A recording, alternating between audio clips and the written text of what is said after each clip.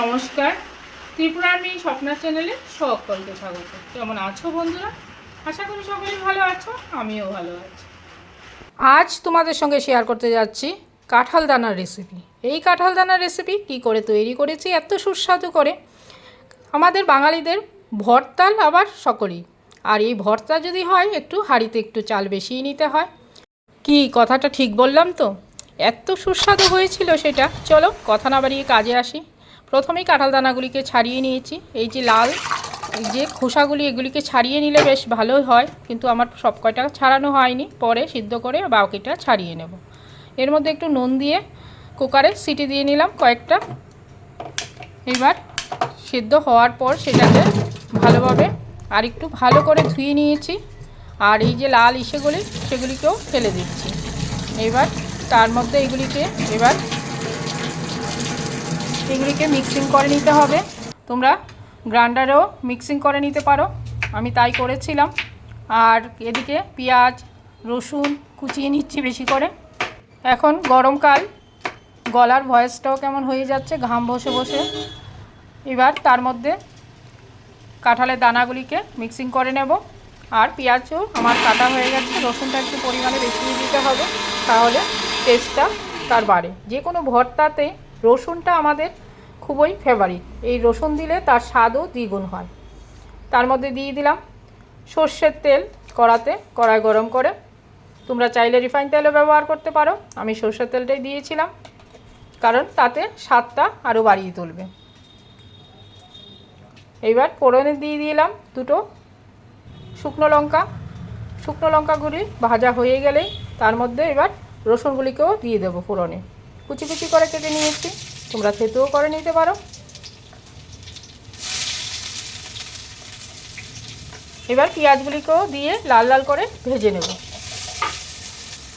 এবার ভাজা অবধি আমাদের অপেক্ষা করতে হবে। অনেক নতুন নতুন বন্ধুরা আমার চ্যানেলে ভিজিট করেছো, তাদের জন্য রইল অসংখ্য ধন্যবাদ।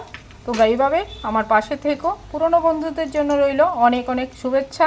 তার সঙ্গে একটু জিরের গুঁড়ো দিয়ে দিলাম, লঙ্কার গুঁড়ো ঝাল মতো দিয়ে দেবো।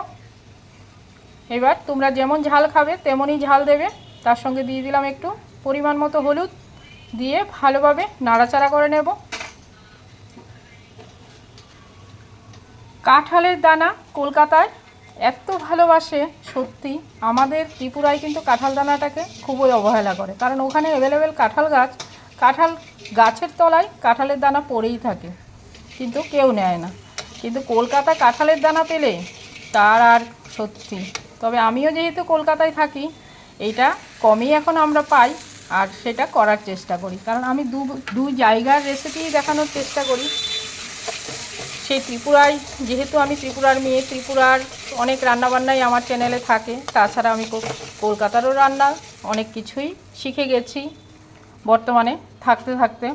আমার 20 থেকে 25 বছর কেটে গেল আমার কলকাতায়, কিন্তু ত্রিপুরার জার্নিটা আমার খুব কমই ছিল। 16 বছর বয়স অবধি আমি ত্রিপুরায় ছিলাম, আর সেইখান থেকে 16 বছর বয়স অবধি যা যা শেখার সেই থেকেই শিখেছিলাম। তাছাড়া যখন যখন বেড়াতে যেতাম বাপের বাড়িতে, মায়ের থেকে, পিসির থেকে, কাকুর থেকে, কাকিমার থেকে, সবার কাছ থেকে যা যা শেখার শিখে আসি, আর সেইগুলি এসে অ্যাপ্লাই করার চেষ্টা করি। বেশ ভালোই লাগে আমার এই রান্নাবান্না করতে।